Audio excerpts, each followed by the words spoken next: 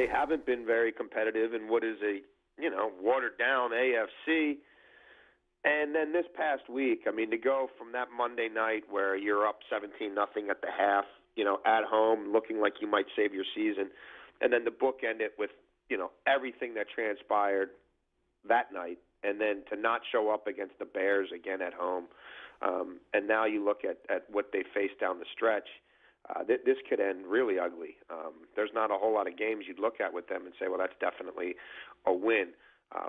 So I don't know that Marvin Lewis leaves the organization entirely. There's plenty of people around the league who think he could stay there as a team president or executive, a VP of football operations or something like that. But I have a hard time thinking as this team transitions and needs to get younger and starts to shed more of the players who were a part of those 5 straight playoff appearances, somebody else will be coaching that team. The Insiders. Well, somebody else will be coaching that team. Here's what's interesting. It feels like Marvin Lewis knew he was going to be fired. And because he has such a close relationship with Mike Brown, he probably has naked pictures of Mike Brown because that's how he's remained employed for so long, or he works cheap, or both. That Mike Brown was going to promote him into the front office, which they should have done 5 years ago, and give Marvin Lewis the golden parachute, which is fine because he has actually drafted pretty well.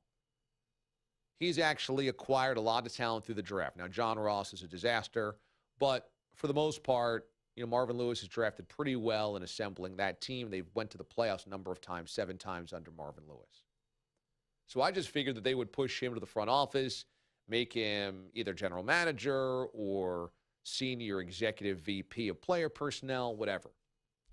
If Marvin's looking to go elsewhere, maybe he doesn't want to just work in the front office.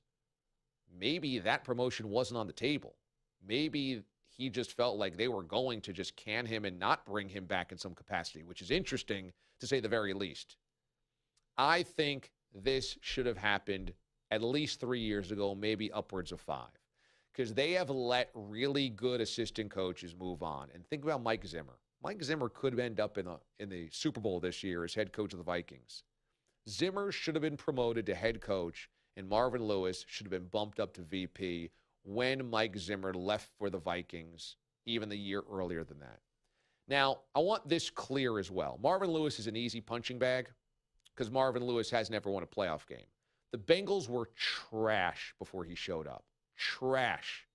The Bengals of the 90s is like an O for decade. 3-13, 5-11, 3-13, 3-13, 3-13, 7-9, 4-12. That's the 90s. In the 2000s, before Marvin got there with Bruce Coslett and Dick LeBeau, 4-12, 4-12, 2-14. Marvin got there, immediately made them respectable, and went to 7 postseasons, 5 in a row. I know he never won one. They should have made this move a couple of years ago. But you know what? Marvin Lewis was amazing to give that organization some stability. But his time had come. The effectiveness was no longer there.